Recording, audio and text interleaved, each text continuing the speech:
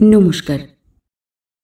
আজ আপনাদেরকে শোনাব সুবোধ ঘোষের লেখা একটি গল্প, ভোরের মালতী।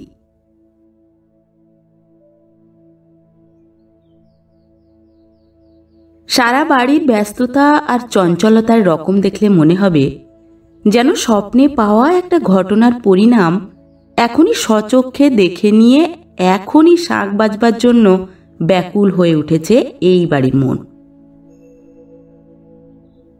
কাজগুলি যেন দৌড়দৌড়ি করছে, তর সইছে না। যেভাবে হন্তদন্ত হয়ে মালতীর ঘরের দিকে ছুটে এলেন বড় বৌঠান, তাতে আর বুঝতে বাকি থাকে না কিসের জন্য আর এক মুহূর্ত তর সইছে না এবং সইতে চাইছেও না এই বাড়ির মন। বড় বৌঠানের হাতে একটি লাল পেড়ে শান্তিপুরি শাড়ি, নতুন পয়সা রঙের একটি ব্লাউজ, একটি সিল্কের সায়া আর আরও নানা রকমের মেয়েলি সাজের উপচার। মালতীর ঘরের দরজার কাছে এসে একবার হাঁপ ছাড়েন বড় বৌঠান। সঙ্গে সঙ্গে তাঁর হাত পায়ের উল্লাস যেন আপন খুশিতে ছটফটিয়ে ওঠে। এক ধাক্কায় ভেজানো কপাট ঝনঝনিয়ে খুলে দিয়ে ঘরের ভিতরে প্রবেশ করেন বড় বৌঠান। ধরো ধরো, শিগগির ধরো, তোমাকে আর এক মুহূর্ত ওই সাজে আমি থাকতে দেব না। ঘরের জানালাটাকে খোলা পেয়ে বিকেলের এক ঝলক রোদও যেন সেই মুহূর্তে লুব্ধ হয়ে এসে লুটিয়ে পড়ে লাল পেড়ে শান্তিপুরীর উপর। রঙিন হয়ে ওঠে মালতীর মুখ। দেখে মনে হয় বিকেলের রোদ ওই শান্তিপুরীর লাল পাড়ের আভা তুলে নিয়ে মালতীর মুখে মাখিয়ে দিয়েছে। মালতীর ওই সাদা সাজের রিক্ততা ধ্বংস করে মালতীকে এই মুহূর্তে রঙিন করে দেবার জন্য ব্যস্ত হয়ে উঠেছেন বড় বৌঠান। 20 বছর ধরে মালতীর জীবনে ওই সাদাটে রূপ অনেক কষ্টে সহ্য করেছে এই বাড়ির মন, কিন্তু আর না, আর এক মুহূর্তও না। মালতীর গায়ে ওই সাদা থান আর সাদা আদ্যির জামাটাকে আর এক মুহূর্ত দেখতে রাজি নয় এই বাড়ির কোনো চক্ষু। বড় বৌঠান বলেন, নাও নাও, এখনই পরে ফেলো। কিন্তু বড় বৌঠান এত ব্যস্ত হয়ে উঠলেও মালতীর হাত দুটো হঠাৎ এত ব্যস্ত হয়ে উঠবে কেমন করে? মালতীর মুখের উপর রঙিন আভা চমকে উঠলেও হাত দুটো যে 20 বছরের অনভ্যাসের শাসনে কুণ্ঠিত হয়ে রয়েছে। আজ হঠাৎ লাল পেড়ে শান্তিপুরীকে জীবনে বরণ করে নেবার জন্য এত অলজ্জ ব্যস্ততা সে মেয়ের হাতে চঞ্চল হয়ে উঠবেই বা কি করে? যে মেয়ের জীবন বিধবারই জীবনের মতো আজ 20 বছর ধরে সাদাটে রিক্ততার মধ্যে ডুবে রয়েছে। ইচ্ছা থাকলেও হাত দুটো যে লজ্জা কাটিয়ে উঠতে পারে না। মালতী বলে, তুমি এরকম ডাকাতের মতো কাণ্ড কেন করছো বড় বৌঠান? এগুলো এখন রেখে দাও। মালতীর কথাগুলিকেও বোধহয় একটা লাজুক হাসির শিহর জড়িয়ে ধরেছে। লাল পেড়ে শান্তিপুরীকে বিছানার উপর রেখে দিয়ে চলে গেলেন বড় বৌঠান। ঘুম ভেঙে চোখ মেলে তাকালেই চোখ থেকে স্বপ্ন সরে যায়। এই তো ঘুমের জীবনের নিয়ম। কিন্তু মালতীর ভাবতে আশ্চর্য লাগে, তার জীবনটা 20 বছরের ঘুম থেকে হঠাৎ জেগে উঠে চোখ মেলতেই স্বপ্নটাকে দেখতে পেয়েছে। 20 বছর পরে স্বামী ফিরে এসেছে যার, তার মন বিস্ময়ের আনন্দ সহ্য করতে গিয়ে একবার না কেঁদে থাকতে পারবেই বা কেন? চোখ মুছে লাল পেড়ে শান্তিপুরীর দিকে তাকায় মালতী। এ যেন নতুন করে আর একবার ফুল সজ্জার আহ্বান, একই প্রিয়জনের বুকের কাছে। 20 বছর আগে এই বাড়ির আরেকটি ঘরে বৌঠানি ঠিক এমনি করে রঙিন শাড়ি হাতে নিয়ে মালতীর চোখের সামনে দাঁড়িয়ে ঠিক এই রকমই ডাকাতের মতো ভঙ্গিতে হুমকি দিয়েছিলেন। মালতী সেদিনের মনের মিষ্টি বেদনা ওর চোখ দুটোকে ঠিক এই রকমই ভিজিয়ে দিয়েছিল। আজ 20 বছর পরে ফিরে এসে ঘরের ভিতরে বসে ছোট কাকার সঙ্গে এখন কথা বলছে যে মানুষটি, সে মালতীরই জীবনের এক ফুল ছড়ানো উৎসবের উপহার। মালতীর স্বামী ইন্দুপ্রকাশ, যার কোল ঘেঁষে বসে জীবনের এক অদ্ভুত ভয়, লজ্জা আর মধুরতা প্রথম সহ্য করেছিল মালতী। ফিরে এসেছে মালতীর স্বামী আজই, এই বিকেলে। মাত্র এই 10 মিনিট হলো পৌঁছেছে। আগেই জানা ছিল ইন্দুপ্রকাশ আজ আসবে। বেশি দিন আগে নয়, মাত্র 3 দিন হলো। গত বুধবারের সন্ধ্যায় কলকাতা থেকে ইন্দুপ্রকাশের চিঠি পেয়ে চেঁচিয়ে উঠলেন ছোট কাকা। তারপরেই দোতলার ঠাকুর ঘরে বেজে উঠল শাঁখ। গঙ্গার এক ভাঙা ঘাটের কাছে ত্রিবেণীর এই পুরনো এক দালান বাড়ির বুকের ভিতরে যেন এক উল্লাসের গঙ্গা হঠাৎ জোয়ারের ঢেউ আর কলরোল ছড়িয়ে দিল। আজ 3 দিন ধরে ঠান্দি সেই একই কথা বারবার বলছেন। মালতীর তপিস্যের ফল ফলল। ফলবে না কেন? ভগবান বোধহয় মালতীর তপিস্যে দেখে আশ্চর্য হয়ে গিয়েছেন। বাড়িয়ে বলেননি ঠান্দি। এই 20 বছর ধরে মালতী যা করেছে তাকে তপস্যাই বলতে হয়। ওই একটি ছোট ঘরের ভিতরে বসে স্বামীর ফটো পুজো করেছে মালতী। সকাল, সন্ধ্যা, রাত্রি স্বামীর ফটোর সম্মুখে বসে স্বামীর ধ্যান করেছে মালতী। মানুষ ওভাবে শুধু দেবতাকেই পুজো করতে পারে। মালতীর এই ছোট ঘরের ভিতরে পূজার ঘরের গন্ধ গমগম করে। কখনো ধূপ জ্বলে, কখনো ধুনো পড়ে, এবং কখনো বা জলে কর্পূর। রক্তচন্দনে মাখা ফুলের স্তূপের মধ্যে স্বামীর ফটো। এই ফটো যেন মালতীর প্রাণের চেয়ে প্রিয় এক ইষ্টদেবতার বিগ্রহ। 20 বছর ধরে মালতীর সকল ক্ষণের ভাবনা ও কল্পনার সেবা পেয়ে এসেছে। বড় বৌঠান দেখে আশ্চর্য হয়েছেন। মাঝে মাঝে যখন রাতের বাতাসে সাদা করবীর ডালপালা বড় বেশি ছটফট করে আর এক ফালি চাঁদের আলোতে ঝিকিমিকি করে উঠোনের স্যাঁতসেঁতে শ্যাওলা, তখন স্বামীর ওই ফটোর দিকে তাকিয়ে গুনগুন করে গান করে মালতী। বৈশাখের দুপুরে একদিন মালতীর ঘরে হঠাৎ ঢুকে দেখতে পেয়েছেন ঠান্দি। চুপ করে বসে মালতী তার স্বামীর ফটোকে আস্তে আস্তে পাখার বাতাস দিচ্ছে। মালতীর এই তপস্যার অনেক আশ্চর্য রীতিনীতির মধ্যে যেটি সবচেয়ে বেশি আশ্চর্যকর, তার পরিচয় বুঝে ফেলতে দেরি হয়নি বড় বৌঠানের। বিছানার উপর মালতীর বালিশের পাশে আর একটি বালিশ। প্রতি রাত্রিতে ওই বিছানায় মালতীর পাশে সত্যিই একজন শুয়ে থাকে। সে হলো ওই ফটো। ভোর হলেই স্বামীর ফটোকে বিছানা থেকে তুলে নিয়ে আবার রক্তচন্দনে মাখা ফুলের স্তূপের মাঝখানে বসিয়ে দেয় মালতী। বড় বৌঠানের সঙ্গে 20 বছরের মধ্যে কতবার ঝগড়া করেছে মালতী। আমার দিকে ওভাবে চোখ ছলছল করে কখনো তাকাবে না বড় বৌঠান। কে বললে আমি শূন্য হয়ে আছি? মিথ্যে কথা। আমি বেশ আছি। আমি স্বামীর সঙ্গেই আছি। তবে এসব অলক্ষণে সাজ কেন? সধবা মানুষ সধবার মতো সেজে থাকবে। সাদা থান পরা তোমার একটুও উচিত নয় মালতী। মালতী বলে, পুজো করতে হলে এইরকমই সাজ হওয়া উচিত। সত্যি, ওই সাদা থান হলো মালতীর পূজার সাজ। মালতীর মনের রঙিনতার বিরুদ্ধে মালতীর সুন্দর শরীরটার অভিযোগ যেন অভিমান করে সাদাটে হয়ে গিয়েছে।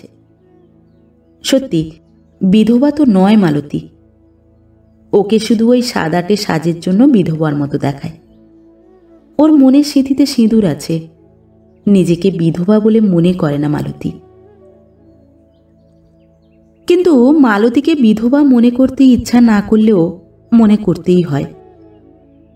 এই 20 বছরের মধ্যে ছোট কাকা তার মনের রাগ সহ্য করতে না পেরে ছোট কাকির কাছে কতবার আক্ষেপ করেছেন। ওকে বিধবা সেজেই থাকতে দাও, থাকাই উচিত। স্বামীর সন্ন্যাসী হয়ে যাওয়া যা, স্বামী মরে যাওয়াও তা। তাছাড়া ইন্দু আজও সত্যি বেঁচে আছে কিনা। আজ সেই ইন্দুই ছোট কাকার সঙ্গে ওই ঘরের ভিতরে বসে গল্প করছে। এই 20 বছরের মধ্যে শতবার খোঁজ করেও ইন্দুর কোনো খবর এই ভারতের কোনো প্রান্ত থেকেও পাওয়া যায়নি। হঠাৎ বিয়ের পর 1 মাস যেতে না যেতে সংসার ছেড়ে কোথায় যে চলে গেল মানুষটা।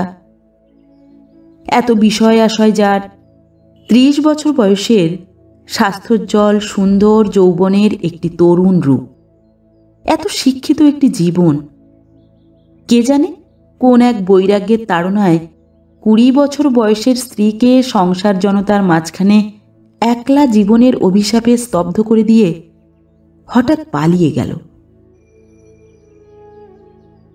ছোট কাকা সেই দুঃখ সহ্য করতে না পেরে চেঁচিয়ে উঠেছিলেন, ছি ছি, কোন এক বদ্ধ পাগলের সঙ্গে মেয়েটার বিয়ে দিয়ে মেয়েটার সর্বনাশ করলাম। আশ্চর্য, একেবারে সূর্য পশ্চিমে ওঠার চেয়েও আশ্চর্য। 20 বছর বয়সের মালতী ছোট কাকার কাছে এসে শান্ত 2 চক্ষু দৃষ্টি তুলে বলেছিল, তুমি মিথ্যে দুঃখ করছো কাকু, সে মানুষ বদ্ধ পাগল নয়, আর আমারও কোনো সর্বনাশ হয়নি। তার মানে? সে পালিয়ে যায়নি, আমি চলে যেতে দিয়েছি বলেই সে যেতে পেরেছে। তাহলে বুঝলাম তুই একটা বদ্ধ পাগল। কোন বুদ্ধিতে তুই ইন্দুকে চলে যেতে দিলি? স্বামীকে গেরুয়া পরতে সাহায্য করে যে মেয়ে, সে মেয়ের মাথা খারাপ হয়েছে নিশ্চয়ই। ছোট কাকা বিশ্বাসই করতে পারেননি যে মালতী শেষ পর্যন্ত সব রাগ অভিমান ছেড়ে দিয়ে বেশ খুশি হয়ে ইন্দুকে চলে যেতে দিয়েছিল। 20 বছর আগের সেই রাত্রি, যে রাত্রিতে একটি ঘরের শান্ত নিভৃতে ফুল ছড়ানো বিছানার উপরে বসেই প্রথম দেখতে পেয়ে চমকে উঠেছিল মালতী। 30 বছর বয়সের একটি সুন্দর মুখের উপর বসানো উজ্জ্বল অথচ ভেজা ভেজা 2টি চোখ মালতীর মুখের দিকে তাকাতে না পেরে অন্যদিকে তাকিয়ে রয়েছে। স্বামীর সেই চোখের ভাষা সেই রাত্রিতে কিছুই বুঝতে পারেনি মালতী, বুঝেছিল আর কয়েকদিন পরে। স্বামীর কথা শুনে আতঙ্কে শিউরে উঠেছিল, চেঁচিয়ে কেঁদে ফেলেছিল মালতী, এবং সব কথার আগে জ্বালা ভরা আক্ষেপের মতো অসহ্য এক অপমানের বেদনা ধিক্কার দিয়ে বেজে উঠেছিল মালতীর মুখে। তবে আমাকে বিয়ে করলে কেন? 1 মাস আগে ভগবানের টানে সংসার ছেড়ে গেলেই তো ভালো করতে। হ্যাঁ, অপমান বই কি। জীবনের প্রথম এক উৎসবের মাঝখানে যে মুহূর্তে আশা করছে মালতীর মন পানের লালে রাঙানো তার পাতলা 2টি ঠোঁটের মায়া প্রথম জয়ের গর্বে আত্মহারা হবে, ঠিক সেই মুহূর্তে স্বামীর মুখের কথাগুলি যেন ধুলো ছিটিয়ে দিল মালতীর মুখের উপর। ইন্দুপ্রকাশ বলে, নিতান্তই ভুল ভেবেছিলাম যে তোমার কাছে এসে দাঁড়ালে সংসারকে ভালোবাসতেই ইচ্ছা করবে। সত্যিই ভালোবাসতে ইচ্ছা করছে না? না মালতী, ভালো লাগছে না? একটুও না। থাকলে খুব খারাপ লাগবে বলে ভয় হচ্ছে। ইন্দুপ্রকাশের চোখ দুটো আধমরা মানুষের অসহায় চোখের মতো আনন্দহীন হয়ে যেন দুঃসহ এক ভয়ের দিকে তাকিয়ে কাঁপতে থাকে। খুব খারাপ লাগবে, আর তুমিও আমাকে সহ্য করতে পারবে না। ভগবানকে খুঁজতে কোথায় যাবে তুমি? কোথায় যাব বলতে পারি না, তবু জানি জীবনটাকে একেবারে একলা করে দিয়ে ভগবানের কথা চিন্তা করব। আহত মানুষের মতো ছটপট করে হঠাৎ আবেদন করে ইন্দুপ্রকাশ, ওই একলা জীবনের আনন্দ আর শান্তির মধ্যে আমাকে চলে যেতে দাও। অকস্মাৎ মালতীর চোখ দুটো যেন সব জ্বালা হারিয়ে শান্ত হয়ে যায়। 30 বছর বয়সের এই সুন্দর একটি পুরুষের চোখের দৃষ্টিতে একই অদ্ভুত কাতরতা, মুখের ভাষায় একই অদ্ভুত ব্যাকুলতা। খেয়ালের খ্যাপামি নয়, ইন্দুপ্রকাশের চোখে যেন কোন এক আকাশের হাতছানির ছবি চঞ্চল হয়ে উঠেছে। সত্যিই যে এক মহাপুরুষের জীবনের স্বাদ মালতীর মতো মেয়ের চোখের সামনে দাঁড়িয়ে মুক্তি প্রার্থনা করছে।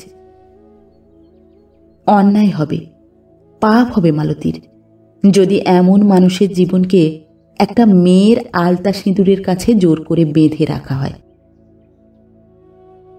মালতী বলে, তাহলে যাও। ওভাবে নয়, ক্ষমা করে আর খুশি হয়ে আমাকে যেতে বলো, তা না হলে চলে যাবার অধিকার আমার নেই। হেঁট হয়ে ঝুঁকে পড়ে মালতীর মাথাটা। মাত্র 1 মাস হলো বিয়ে হয়েছে, কিন্তু এরই মধ্যে স্বামীর জীবনের উপর কত বড় অধিকার পেয়ে গিয়েছে মালতী। নিজের মুখে স্বীকার করেছে ইন্দুপ্রকাশ।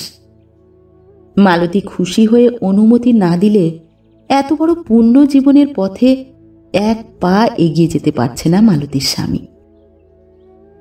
কোথায় অপমান! অদ্ভুত এক গর্বে ও গৌরবে যে ভরে উঠল মালতীর মন। যে মেয়েকে ভালোবাসতে পারেনি, ভালোবাসতে পারবে না বলে ভয় করেছে, সেই মেয়েকে তুচ্ছতার বদলে শ্রদ্ধা দিয়ে অভ্যর্থনা করছে এক মহাপুরুষের মন। গঙ্গার জোয়ার যেন জলের উপর নুয়ে পড়া একটা লতাকে বলছে, তুমি যেতে দাও, নইলে যেতে পারছি না। চোখ মুছে হেসে ফেলে মালতী। যাও, খুশি হয়েই বলছি। এরপর আর বোধহয় মাত্র 3-4টে দিন মালতীর চোখের কাছাকাছি ছিল ইন্দুপ্রকাশ। শ্বশুরবাড়ির মানুষেরা হেসে মালতীকে কতবার প্রশংসা করেছে, এমনকি ধন্যবাদও জানিয়েছে। বড়জা বললেন, এবার আমরা নিশ্চিন্ত হলাম মালতী। কেন বর্দি? তুমিই পারবে, তুমিই ওকে ধরে রাখতে পারবে। যতই উদাস মানুষ হোক, তোমার ওই মুখটির মায়া তুচ্ছ করে আর সন্ন্যাস নেবার জন্য ছুটতে পারবে না। আগেও ছুটতে চেষ্টা করেছিলেন নাকি? কতবার চেষ্টা করেছে, ওর মনটাই যেন কি রকমের। আর সেই জন্যই তো ওর সব চেষ্টা রীতি করে দেওয়ার জন্য তোমার মতো এক রূপেশ্বরীকে নিয়ে এসেছি। ভুল করেছেন, রাগ করে নয়। হেসে হেসে বড়জায়ের সব কথার উত্তর দিয়ে চলে যায় মালতী। ঘরের ভিতর যখন একলা হবার সুযোগ পায়, তখন মনে মনে প্রার্থনা করে মালতী, যেন শেষ পর্যন্ত মনে জোর থাকে, ওই মানুষকে যেন খুশি মনে চলে যেতে দিতে পারি। জানতেও পারেনি মালতী সেদিনের কখন ঠিক কোন সময়ে চলে গেল ইন্দুপ্রকাশ। সকাল হতেই ইন্দুকে আর বাড়ির ভিতরে কোথাও কেউ দেখতে পায়নি। যখন বিকেল হলো, তখন মালতীর টেবিলের এক কোণ থেকে একটি চিঠি তুলে নিয়ে পড়লেন আর চেঁচিয়ে উঠলেন বড়জা। তারপর বাড়ির আর সবাই। রাত দুপুর পর্যন্ত চাপা কান্নার রোলে যেন গলে পড়তে থাকে কলকাতার সেই বাড়ির বাতাস। কিন্তু মালতী তার একলা ঘরের ভিতরে আলোর সামনে বসে শুকনো খটখটে দুটি চক্ষু নিয়ে শান্তভাবে তাকিয়ে থাকে একটি ফটোর দিকে। মসৃণ কাগজের বুকে উজ্জ্বল হয়ে ফুটে রয়েছে মালতীর স্বামী ইন্দুপ্রকাশের ছবি। বড় বড় দুটি টানা টানা চোখে যেন একটা আচমকা বিস্ময়ের গভীর ছায়া। পিছন টেনে আঁচড়ানো চুলের স্তবক ফেঁপে রয়েছে। শুধু ঠোঁটের রেখায় নয়, চিবুকের দুপাশে ছোট্ট দুটি খাঁজের মধ্যেও যেন মৃদু হাসির একটি মিষ্টি শিহর ফুটে রয়েছে। যাবার আগে ওই চিঠিটা মালতীর জন্য লিখে গিয়েছিল ইন্দুপ্রকাশ, এবং সেই চিঠির কয়েকটা কথা মনে পড়তেই আপন মনে হেসে ওঠে মালতী। যদি কোনোদিন বুঝতে পারি যে তোমার কাছে গিয়ে থাকতে ভালো লাগবে, তবে আমি তোমার কাছে ফিরে যেতে এক মুহূর্তও দেরি করব না। মনের মধ্যে ফাঁকি রেখে আমি ভুয়ো সন্ন্যাসী হতে পারবো না। মনে মনে হেসে যেন ইন্দুপ্রকাশের মনটাকে ঠাট্টা করে মালতী।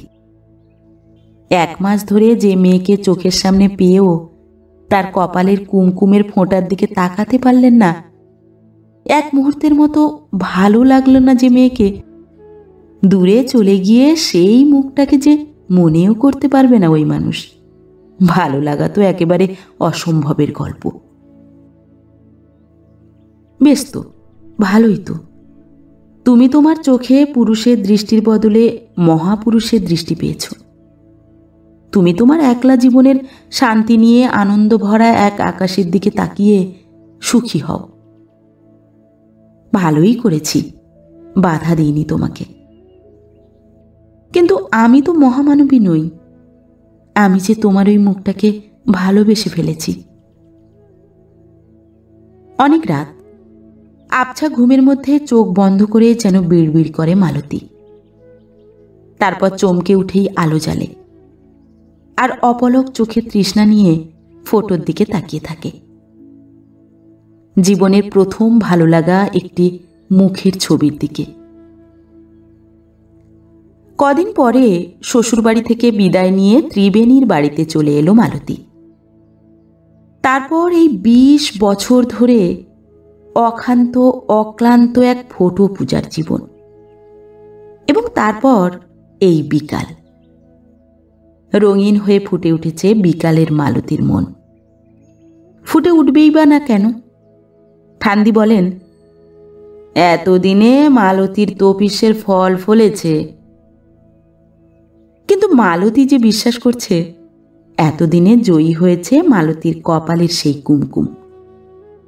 মালতীর মতো মেয়ের মনের স্বাদ আর কাজল কালো চোখের মায়া ছেড়ে দূরে সরে থাকা একলা জীবনের দুঃসহতা থেকে ছুটে চলে এসেছে মালতীরই স্বামী।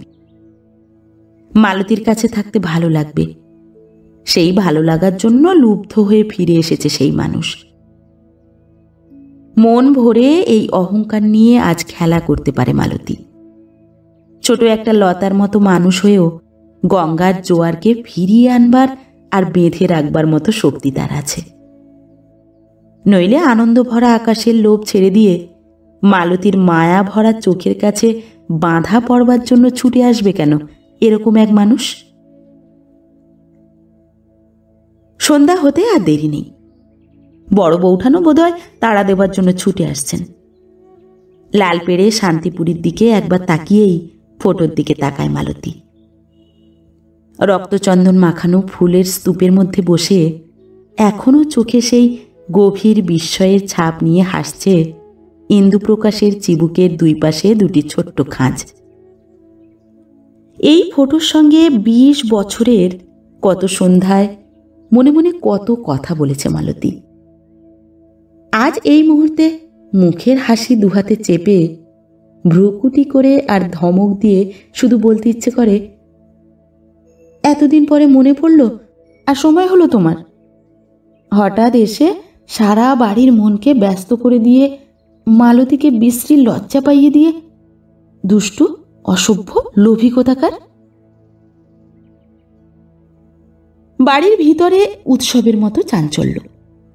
নানা জনের মুখে মুখে এ ঘর থেকে ও ঘর কত রকম কলরবের ভাষা ছোটাছুটি করে।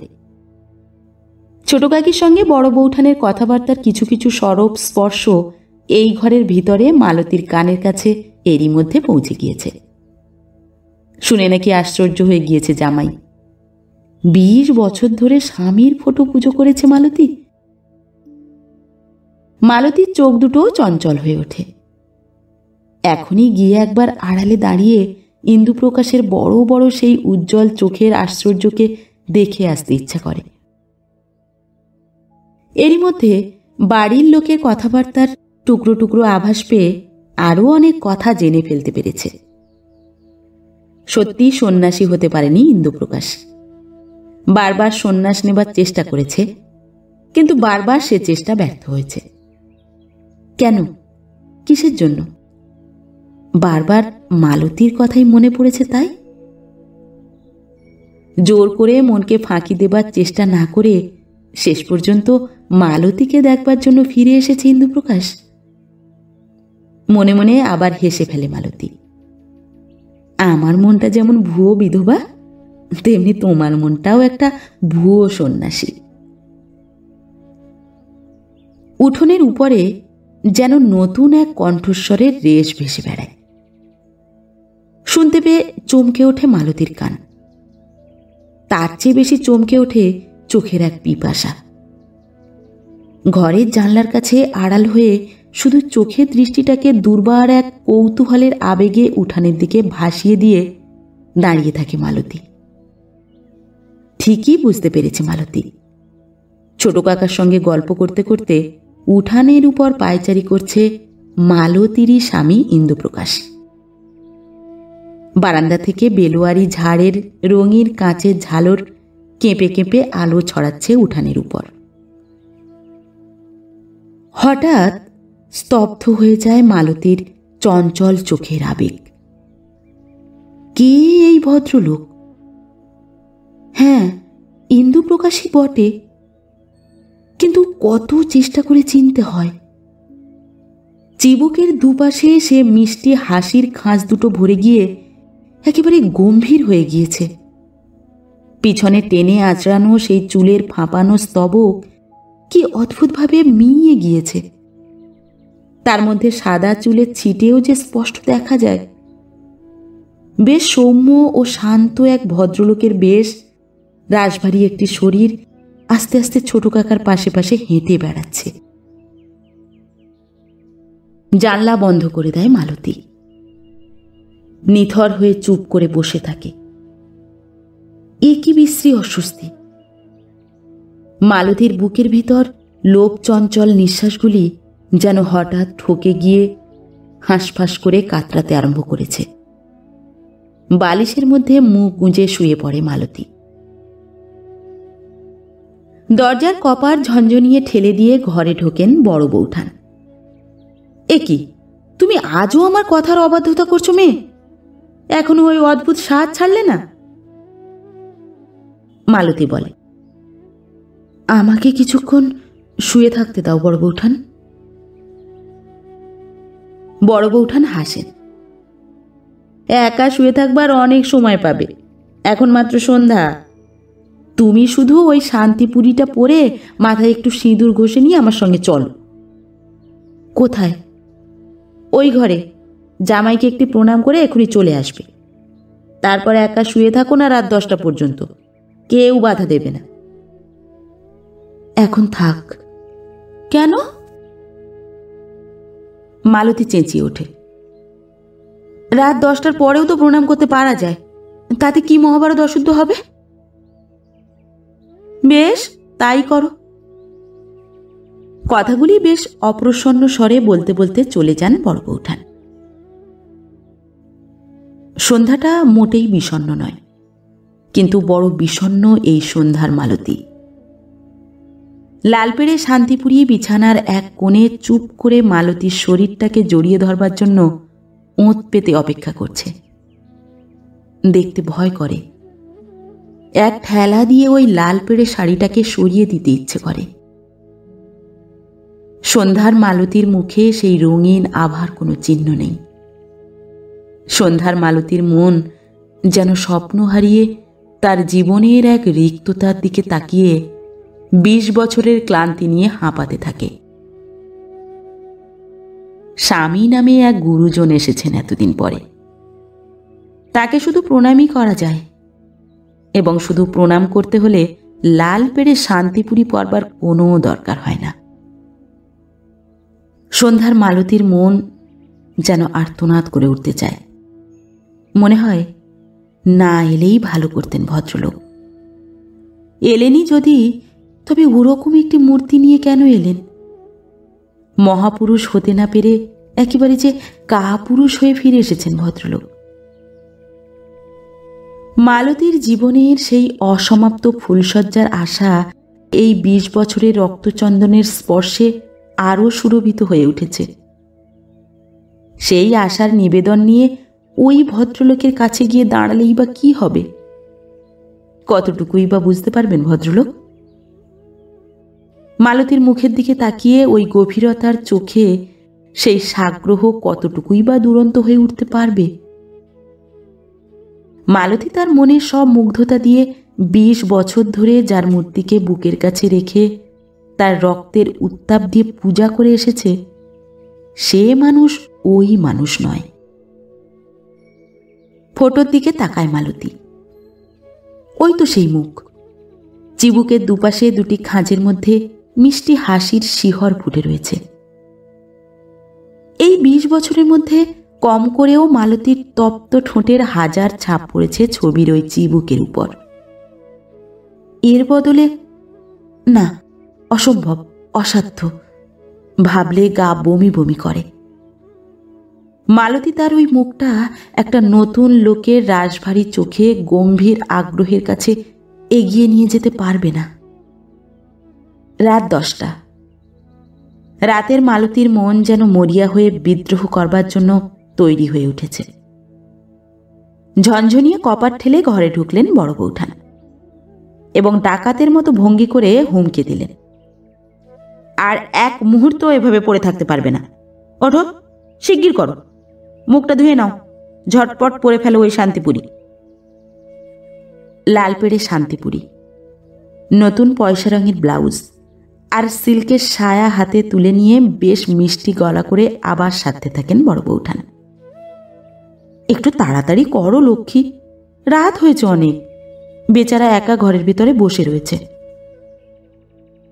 মালতী বলে, একটা প্রণাম করে আসতে হবে, এই তো?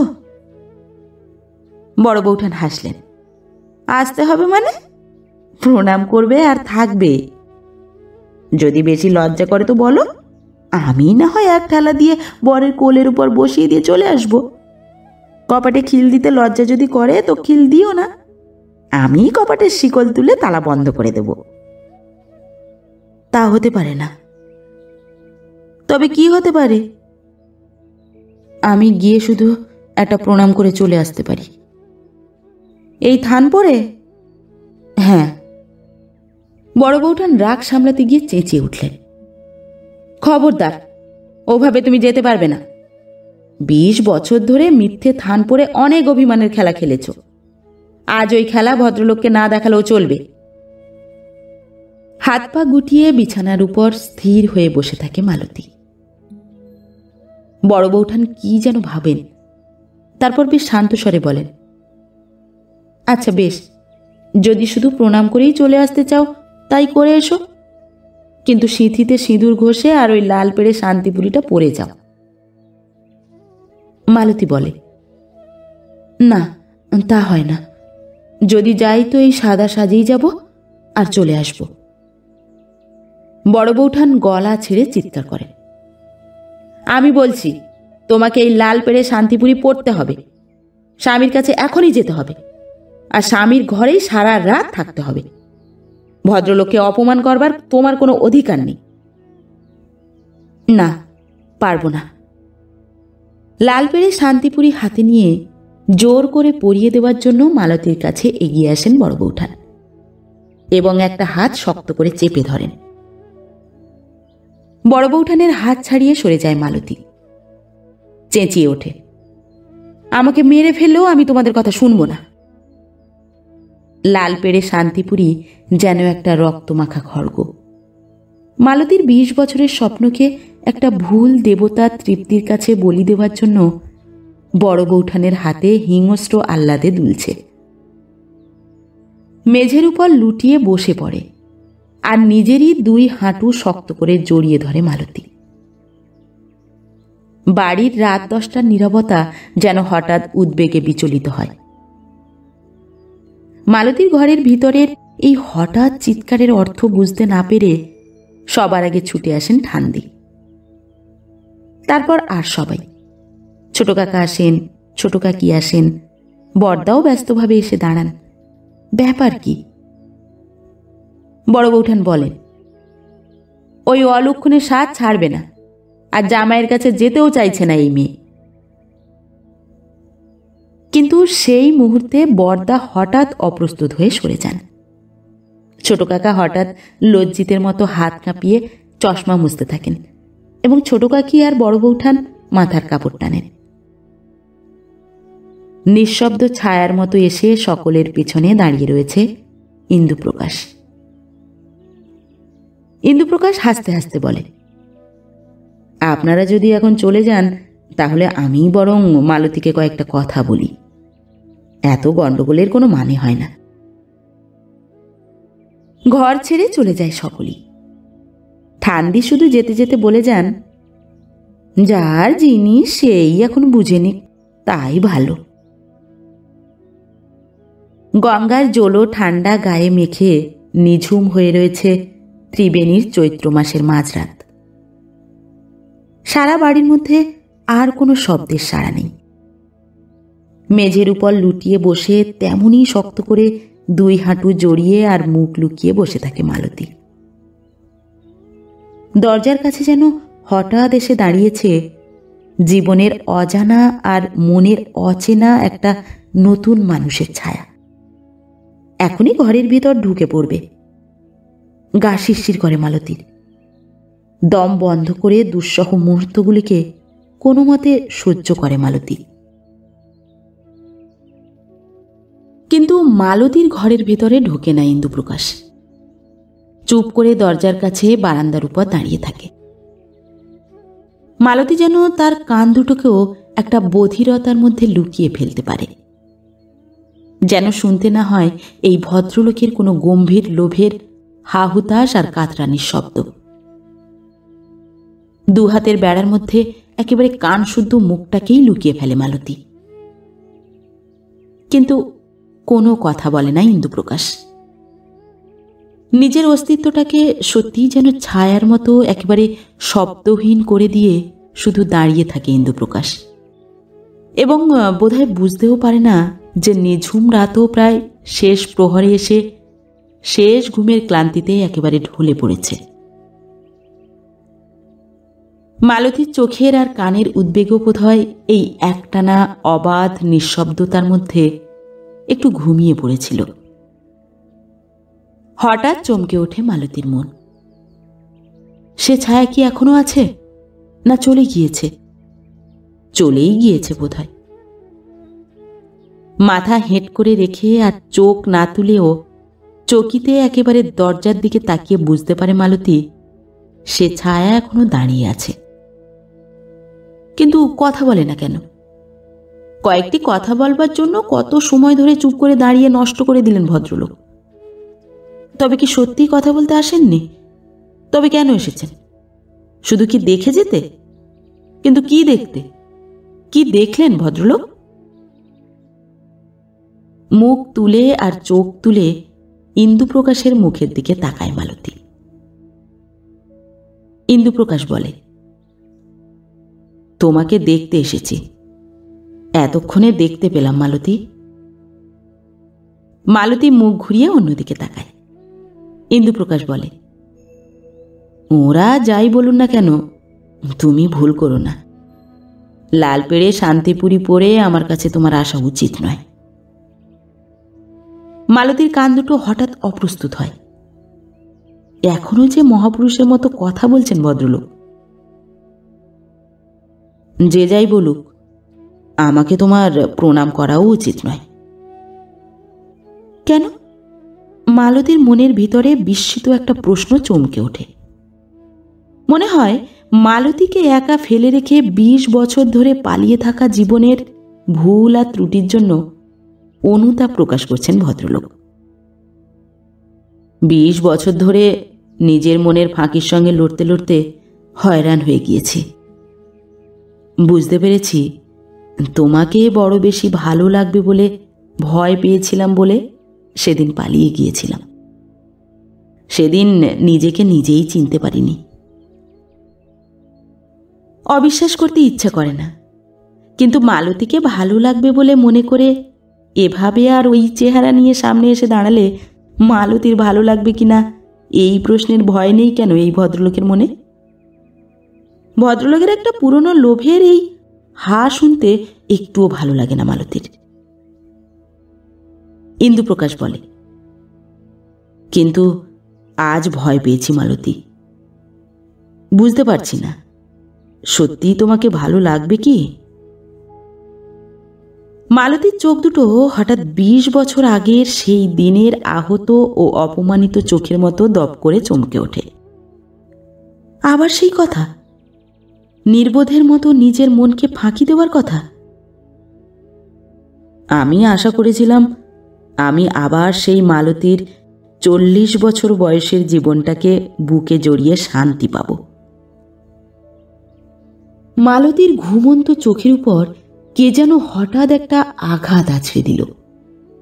তাই যন্ত্রণাক্ত হয়ে ছটফট করতে থাকে মালতীর চোখ।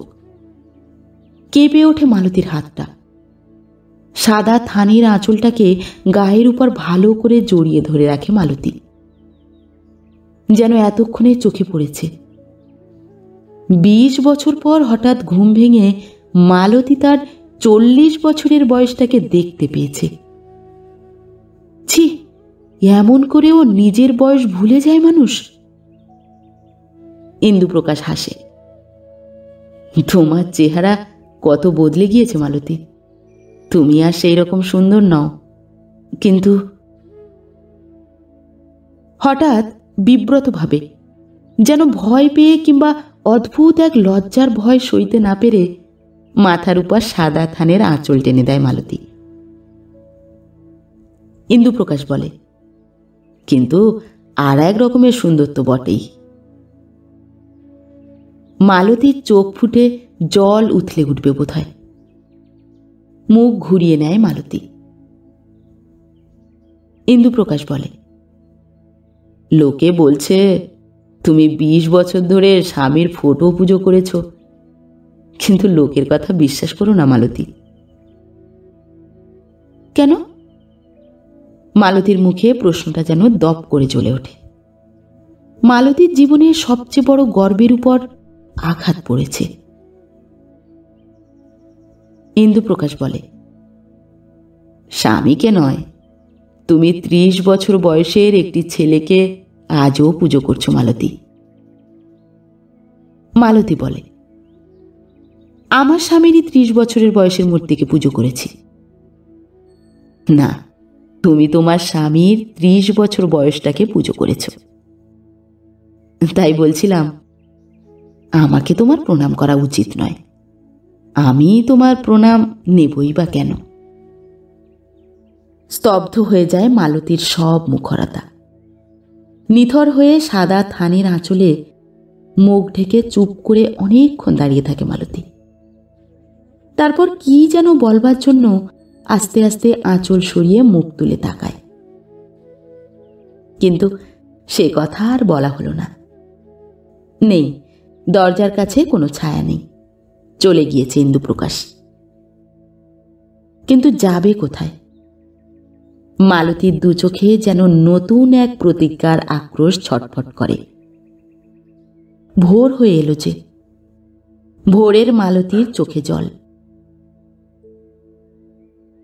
ফটোর দিকে চেয়ে বসে আছে মালতী। রক্তচন্দন মাখানো ফুলের স্তূপের মধ্যে 30 বছর বয়সের একটা মুখ মালতীর 40 বছর বয়সের ভারে অলস দেহের দিকে তাকিয়ে হাসছে। মালতীর মনের বিচিত্র ক্ষোভগুলিকে যেন ঠাট্টা করছে সেই হাসি। ছি, ছটপট করে ওঠে মালতীর হাতটা।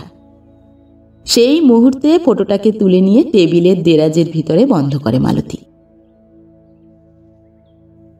এখনই পাখি ডেকে উঠবে যে। লাল পেড়ে শান্তিপুরীর দিকে তাকায় মালতী। সিঁদুরের কৌটো খোঁজে মালতী। নতুন পয়সা রঙের ব্লাউজ আর সিল্কের সায়া, মন্দ কি? টিপের কুমকুম গেল কোথায়? দেখতে দেখতে আবার রঙিন হয়ে ফুটে ওঠে ভোরের মালতীর রূপ। নতুন করে আবার এক ফুলসজ্জার আশা সত্যিই যে মালতীর মনে ডাক দিয়েছে। ব্যস্ত হয়ে ওঠে, দুই হাতকে দুরন্ত উৎসাহে মাতিয়ে তাড়াতাড়ি রঙিন সাজে সেজে উঠতে থাকে মালতী। গঙ্গার ভাঙা ঘাটের উপর জলের জোয়ার অদ্ভুত এক উচ্ছলতার শব্দ ছড়ায় বাতাসে। ভোর হয়ে এসেছে। চাদর হাতে দিয়ে দরজার কাছে এগিয়ে আসতেই থমকে দাঁড়ায় ইন্দুপ্রকাশ। লাল পেড়ে শান্তিপুরীর আভা জড়িয়ে একটা বাধা দাঁড়িয়ে আছে দরজার কাছে। এ কি মালতী? আমি মালতী ঠিকই, কিন্তু তুমি কি? উত্তর দেয় না ইন্দুপ্রকাশ। ঘরের ভিতরে ঢুকে দরজা বন্ধ করে দেয় মালতী। ইন্দুপ্রকাশের বিস্মিত দুই চক্ষুকে আরো বিস্মিত করে মালতী বলে, তুমি মহাপুরুষ নও, তুমি পুরুষ। হ্যাঁ, তাই তো তোমার কাছে ফিরে এসেছিলাম। ছলছল করে মালতীর দুই চোখ। তবে লাল পেড়ে শান্তিপুরীর দিকে তাকিয়ে এখনো চুপ করে রয়েছ কেমন করে? কিন্তু তোমার চোখে আমি যে নিতান্ত। তুমি ছেলে মানুষের চেয়েও হিংসুটে। সামান্য একটা ফটোকে হিংসে করো? লজ্জা করে না তোমার? বলতে গিয়ে হেসেই ফেলে মালতী।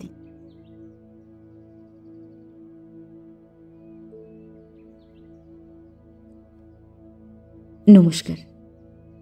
পরবর্তী গল্প নিয়ে খুব শিগগির ফিরে আসছি। ততক্ষণ সবাই ভালো থাকবেন, সুস্থ থাকবেন। গল্প পাঠ ভালো লেগে থাকলে গল্পটিতে একটি লাইক করবেন এবং ভিন্ন ভিন্ন স্বাদের অডিও স্টোরি শোনার জন্য অবশ্যই চ্যানেলটি সাবস্ক্রাইব করবেন। ধন্যবাদ।